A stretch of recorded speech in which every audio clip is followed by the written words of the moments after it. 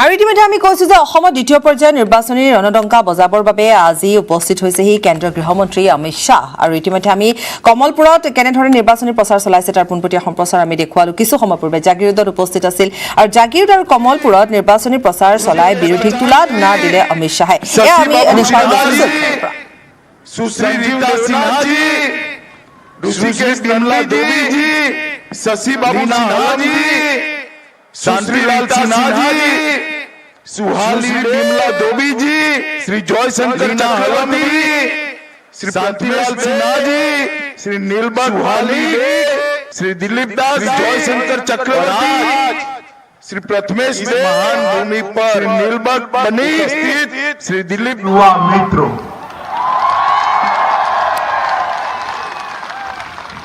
आज मैं सुबह पूछ रहा था कि भाई पाथरकांडी में कितनी संख्या होगी। मुझे आंकड़ा बताया कि 40-50 हजार लोग आएंगे।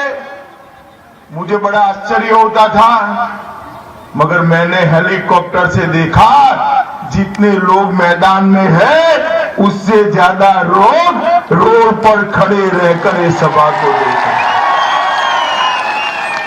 आप लोग मोदी जी के समर्थन में, भारतीय जनता पार्टी के समर्थन में, हमारे कृष्णेंदु के समर्थन में इतनी बड़ी संख्या में आए हैं।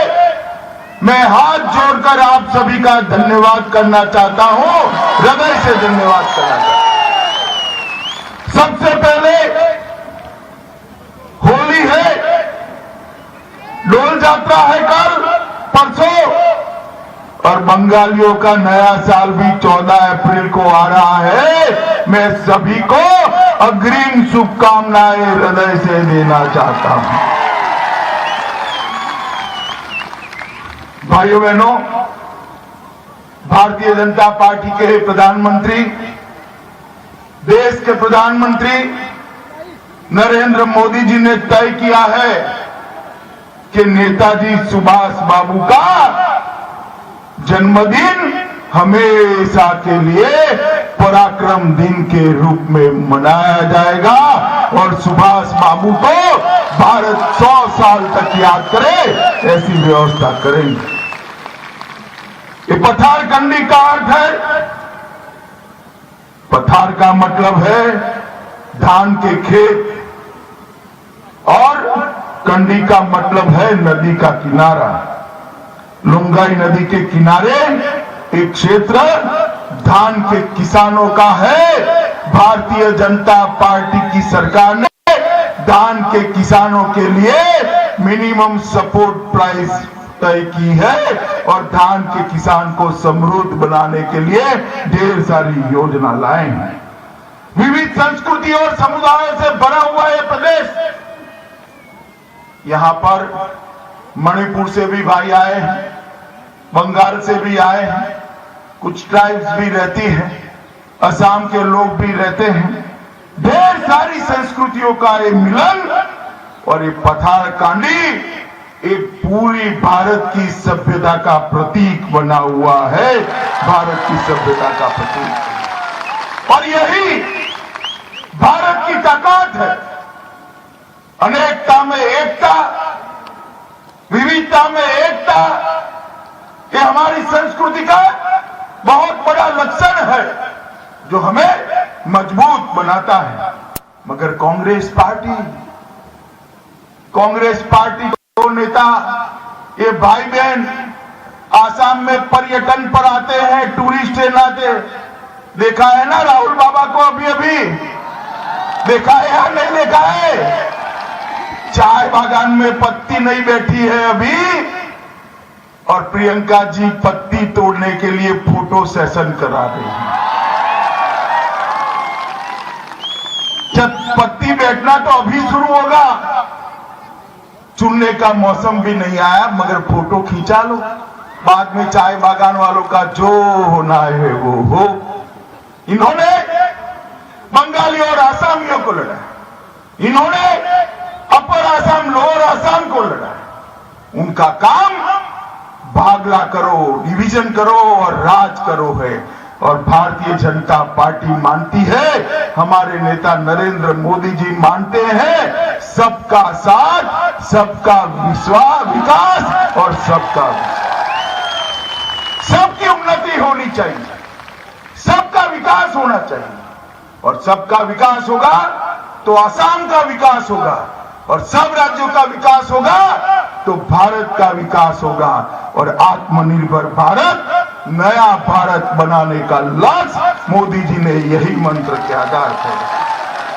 मैं तो 5 साल पहले भी मैं इस क्षेत्र के अंदर आया था, मैंने कहा था, मैं पार्टी का अध्यक्ष था, मैंने कहा था कि एक बार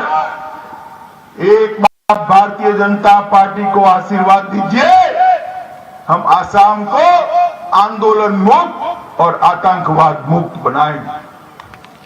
तब एक कांग्रेस पार्टी, तरुण गोगोई जी हमारा मजाक उड़ाते, कैसे होगा, जादू की छड़ी है क्या?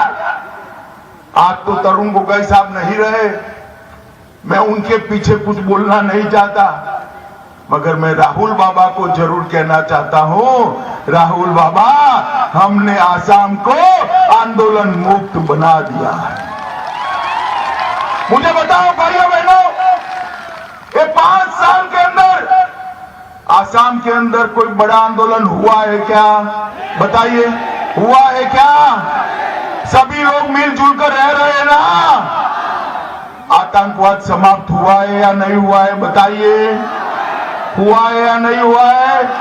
2000 से ज्यादा आतंकवादियों ने शस्त्र डालकर मुख्य धारा में आना पसंद किया है। 2000 से ज्यादा आतंकवादियों ने, गोली चलना बंद हो गई है, रोड बनना शुरू हुआ है, इरिगेशन होना शुरू हुआ है और विकास के रास्ते पर आसाम आगे बढ़ चुका है। मित्रों, 5 साल के अंदर हमने एक परिवर्तन लाया है और मैं बिल्कुल विश्वास के साथ कह सकता हूं, सर्बानंद सोनोवाल और हेमंत बिस्वा शर्मा ने 5 साल जो सरकार चलाई है, वो सरकार पर हमारे विरोधी भी भ्रष्टाचार का आरोप नहीं लगा सकते। हमने पारदर्शी सरकार चलाने का काम किया है मित्रों, प्रामाणिक सरकार चलाने का काम।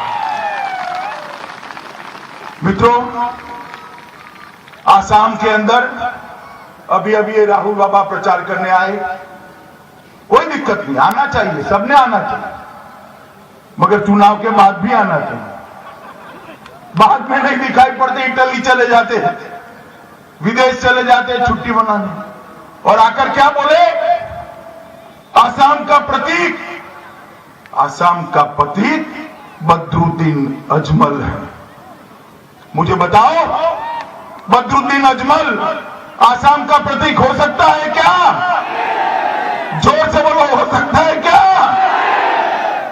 मित्रों, बदरुद्दीन अजमल और कांग्रेस की सरकार बनी तो फिर से एक बार घुसपैठ शुरू कर देंगे और असम के युवाओं का रोजगार छीन कर ले जाएंगे। ये कांग्रेस पार्टी कभी भी साफ नीयत वाली पार्टी नहीं। असम के अंदर जाती है तो यहां गमछे पर सीए पर क्रॉस लगाकर जाती है, सीए नहीं चाहिए। यहां आते हैं तो कुछ नहीं बोलते हैं, बोलते हैं सीए के लिए, बोलते हैं क्या? देश भर में एक कांग्रेस पार्टी सीए का विरोध कर रही है मित्रों, सीए का विरोध कर रही है। और मैं आपको कहता हूं, कांग्रेस पार्टी को वोट का मतलब है बदरुद्दीन अजमल को मुख्यमंत्री बनाने का रास्ता साफ कर देना, साफ कर देना। क्या आप चाहते हैं बदरुद्दीन मुख्यमंत्री बने? सुनाई नहीं पड़ता, माताएं बोले, आप चाहते हैं बदरुद्दीन मुख्यमंत्री बने? जोर से बोलो, आप क्या चाहते हैं बदरुद्दीन मुख्यमंत्री बने? तो भाजपा के अलावे सबका साथ, सबका विश्वास सूत्र पर कोई और काम नहीं कर सकता। मित्रों, भारतीय जनता पार्टी की ये सरकार डबल इंजन का काम कर रही है। राज्य की एक सरकार बनाते हैं तो सिंगल इंजन की सरकार होती, तो यहां सर्बानंद और हेमंत शर्मा की सरकार तो बनी, भाजपा सरकार बनी, एक इंजन तो लग ही गया और इसको खींचने के लिए मोदी जी की सरकार का एक बड़ा वाला इंजन भी साथ में लग गया। ये डबल इंजन सरकार बनी जिसने आसाम को विकास के रास्ते पर ले गई। मित्रों, ये जो कांग्रेस पार्टी है, ये कांग्रेस पार्टी कभी भी विकास के रास्ते पर नहीं चली। आतंकवाद और आंदोलन ये उनका प्रमुख काम रहा है। मित्रों, हम एक संकल्प पत्र लेकर आए, आगामी 5 साल में हम क्या करेंगे। बराक घाटी के लिए ढेर सारी আমি জনাই গলো যে পাথাৰকান্দিত অমিত শ্বাহৰ নিৰ্বাচনী প্ৰচাৰৰ পোনপটীয়া সম্প্ৰচাৰ আমি এই মুহূৰ্তত দেখুৱালো আৰু বিৰোধী কেনেধৰণে তোলা ধুনা দিলে অমিত শ্বাহে আৰু আজি কমলপুৰৰ পিছত জাগিৰোডৰ পাছত এই মুহূৰ্তত পাথাৰকান্দিত উপস্থিত হৈছে কেন্দ্ৰীয় গৃহমন্ত্ৰীগৰাকী। খবৰ আৰু আছে সময় বিৰতি।